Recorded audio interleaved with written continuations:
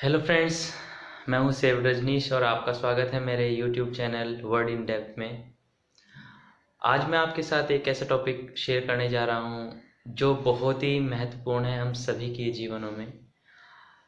मैं इस चीज़ को ऐसे शुरू करने जा रहा हूं कि जब मैं बाइबल पढ़ता था, जब मैं परमेश्वर का वचन पढ़ता था, तो बहुत सारे क्वेश्चंस, बहुत सारे प्रश्न मेरे दिमाग में उठते थे, मेरे मन में आते थे।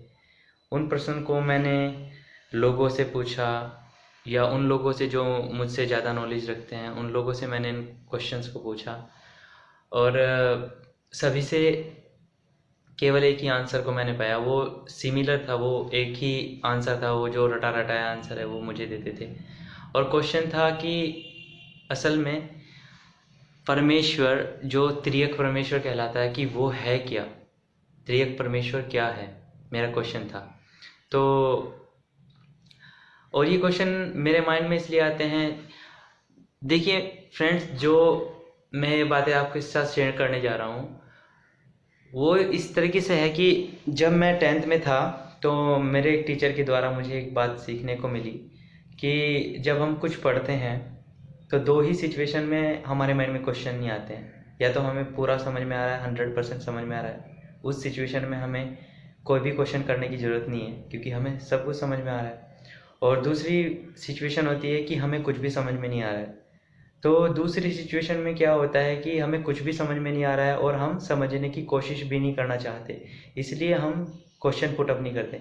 लेकिन जब बाइबल पढ़ने के बाद मेरे मन में क्वेश्चन आते हैं तो इसका मतलब मैं पॉजिटिव वे में, पॉजिटिव डायरेक्शन में मैं उसको लेता हूँ, क्योंकि मैं उसके बारे में जानने का कोशिश करता हूँ, है ना। उसके बारे में मैं जानना चाहता हूँ, इसलिए मैं उन क्वेश्चंस को उन लोगों से पूछता हूँ जो लोग मेरे से ज़्यादा नॉलेज रखते हैं।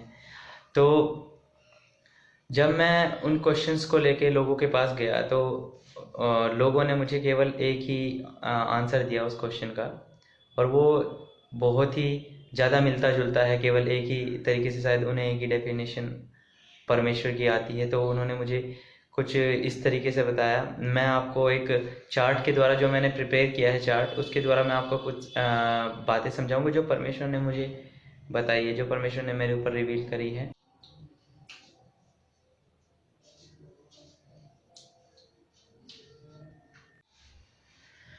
तो जब ये क्वेश्चन मेरे माइंड में आया तो मैंने लोगों से पूछना स्टार्ट किया, और लोगों से पूछने के बाद मैं केवल एक ही निष्कर्ष पाया।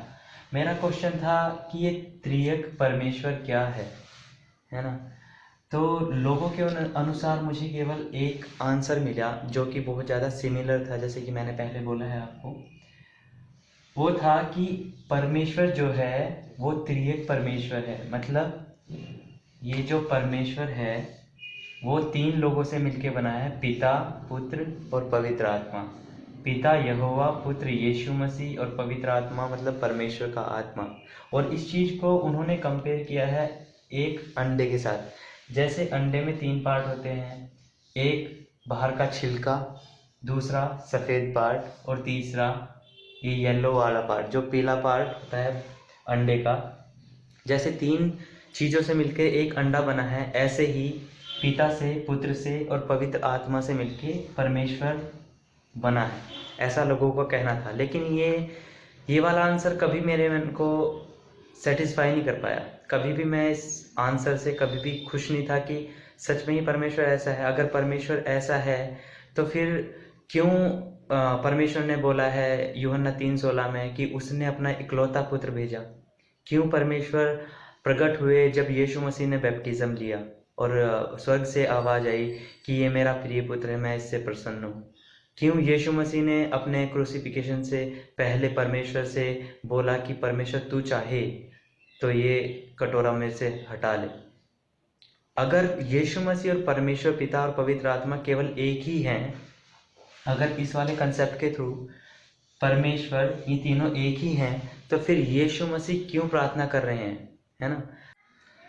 तो लोगों का ये कंसेप्ट कि परमेश्वर को हम एक अंडे के साथ रिलेट करके समझ सकते हैं, मेरे मन को कभी भी सेटिस्फाई नहीं कर पाया। फिर मैंने परमेश्वर से प्रकाशन मांगा कि परमेश्वर इस चीज़ को रिवील कर मेरे ऊपर, मुझे समझा कि परमेश्वर रियल में आखिर है क्या, तू है क्या, मतलब जो त्रिएक परमेश्वर का जो कंसेप्ट है वो क्या है। फिर जैसे कि परमेश्वर का वचन बताता है कि ढूंढोगे तो पाओगे, खटखटाओ तो खोला जाएगा और मांगोगे तो मिलेगा। तो मैंने परमेश्वर को ढूंढा और मैं परमेश्वर का धन्यवाद करता हूँ कि मैंने परमेश्वर को पाया भी, है ना। जो मेरे क्वेश्चन का आंसर था वो परमेश्वर ने मुझे दिया, और वो आंसर इसलिए सही है क्योंकि मैं उस आंसर को अगर साइंस के अकॉर्डिंग ले जाऊं, साइंस से रिलेट करूं मैं उस क्वेश्चन को, तो मैं कुछ ऐसा पाता हूं कि भौतिक विज्ञान में एक नियम है कि अगर कोई वस्तु या कोई भी इंसान एक निश्चित समय में और एक सिंगल स्पेस में केवल एक ही स्थिति में रह सकता है ना। इस चीज़ को समझने के लिए हम यहाँ पे एक उदाहरण लेंगे, एक एग्जाम्पल लेंगे कि ये पेन इस सिंगल टाइम और सिंगल स्पेस में केवल पेन ही रह सकता है। ये कभी भी पेन और स्केल दोनों नहीं हो सकता है ना। अगर ये 10:05 पे इस सिंगल स्पेस में और सिंगल टाइम में पेन है, तो ये सिंगल टाइम और सिंगल स्पेस में कभी भी पेन और स्केल दोनों नहीं हो सकता है ना। तो इस चीज़ से क्या बात निकल के आती है कि जो पिता है वो पुत्र नहीं हो सकता है ना। पुत्र और पिता सिंगल टाइम और सिंगल स्पेस में एक नहीं हो सकते हैं। पुत्र अलग होगा, पिता अलग होगा, पवित्र आत्मा अलग होगी, है ना। ये पॉसिबल है कि ये तीनों फर्क फर्क पर्सनैलिटी में परमेश्वर हो जाए, है ना। ये कैसे सही है। अब यहाँ से इस वाले लॉ से फिर ये अंडा, जो अंडे का कंसेप्ट है ना, ये बिल्कुल गलत हो जाता है। ये बिल्कुल ये गलत हो गया, क्योंकि तो इस चीज़ को और भी ज़्यादा क्लियर करने के लिए, समझने के लिए हम आगे जाते हैं। तो आगे मैंने एक एग्जांपल लिया है ताकि आप लोगों को बहुत इजी वे में समझ में आ जाए, है ना। सपोज यहाँ पे राजेश नाम का एक डॉक्टर है, उसके 2 बच्चे हैं, नीरज और साक्षी नाम के, है ना। राजेश पेशे से एक डॉक्टर है, उसके बच्चे जो नीरज है और साक्षी है वो भी दोनों डॉक्टर है ना। तो यहाँ डॉक्टर क्या है, दोनों ये डॉक्टर तीनों नामों में कॉमन है ना।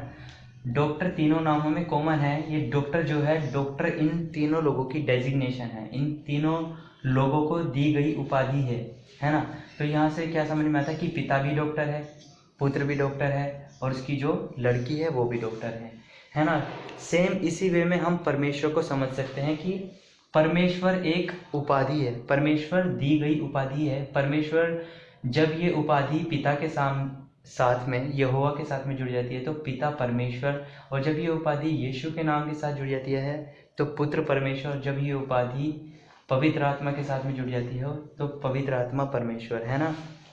तो परमेश्वर जो है एक उपाधि के जैसे काम कर रहा है। तीनों है परमेश्वर ही, लेकिन तीनों अलग अलग फर्क फर्क पर्सनैलिटी है, तीनों एक नहीं है ना। अब कहते हैं ना कि तीनों चीज, तीनों पार्ट मिलके, जैसे छिलका और सफ़ेद पार्ट और येलो पार्ट मिलके एक अंडा बनता है, तो ऐसे ही पिता, पुत्र और पवित्र आत्मा मिलके एक परमेश्वर बनता है ना। ये गलत है, ये गलत कंसेप्ट हो गया है इस फिजिक्स के लॉ के अकॉर्डिंग, है ना। लेकिन ऐसा पॉसिबल है कि परमेश्वर एक उपाधि है, परमेश्वर एक उपाधि की तरह काम कर रहा है, जैसे डॉक्टर एक उपाधि है और तीनों एक टाइम में तीनों लोग डॉक्टर हो सकते हैं। तो ऐसा ही यहाँ पे भी है कि जो परमेश्वर है, परमेश्वर जो उपाधि है वो तीनों लोगों के साथ जुड़ी है और तीनों के पास परमेश्वर नाम जुड़ा है ना।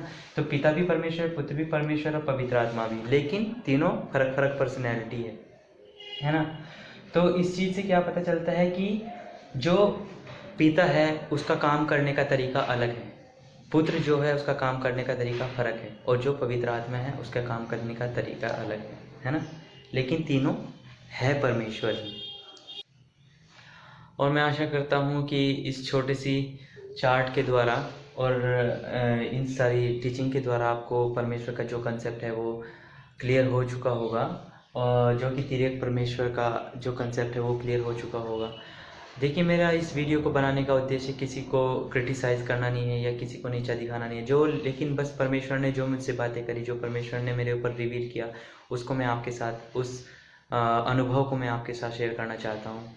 और अगर आपको लगता है कि मुझे आगे भी वीडियो बनानी चाहिए, है ना, जो कि यीशु मसीह के ऊपर है। यीशु मसीह पृथ्वी पे क्यों आए, है ना, यीशु मसीह को क्यों ज़रूरत पड़ी आने की। अगर आप चाहते हैं कि मैं इसके ऊपर भी एक वीडियो बनाऊँ, तो आप प्लीज़ नीचे कमेंट में मुझे बता सकते हैं। अगर आपको अच्छी लगती है मेरे चैनल की वीडियो, तो आप मेरे चैनल को सब्सक्राइब करिए, आप कमेंट करिए, आप शेयर करिए, और परमेश्वर आपको शांति दे। Thank you.